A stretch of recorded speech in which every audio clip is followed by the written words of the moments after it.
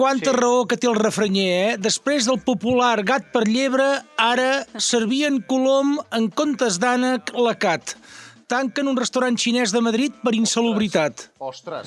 Si la policia municipal ha trobat més de 300 quilos d'aliments en estat de descomposició Ho i vaig diverses... veure ahir. Era fastigós, el vídeo. Sí. Fastigós, de debò, I diverses dic, paneroles, però bueno, i diverses paneroles, rates i coloms de carrer morts a la cuina. El restaurant xinès Jiu Gu, que vol dir tiet Gu, en mandarí o en cantonès o el que sigui, estava recomanat amb un 4,1 sobre 5 a ressenyes de Google, Vull dir, perquè vegis el cas que n'has de fer, Sí, exacte. Llavors, incomplia tots els controls sanitaris, amb carn i peix sense etiquetar, paneroles i rates, feia olor de marisc podrit.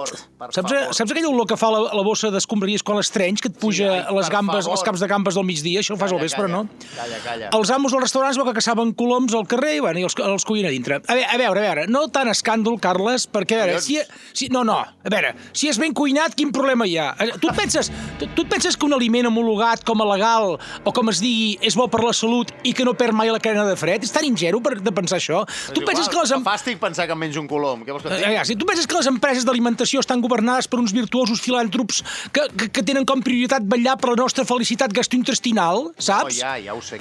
Qui m'assegura que en un restaurant de 27.000 estrelles Michelin, que el cuiner no m'ha fet una mandonguilla sense rentar-se les mans després d'haver-se untat Emoal en una sortida corporal inflamada? No, és veritat. Quina policia vigila això? Saps què vull dir o no? No ho sabem, però hem de confiar-hi. Això és com el mecànic. Clar, sí. Has de confiar, no? I no saps si... Quantes vegades ens deuen haver fet passar piolín malalt per picantó? No és que és un picantó, igual és un piolín xungo, saps què vull dir o no? Sí.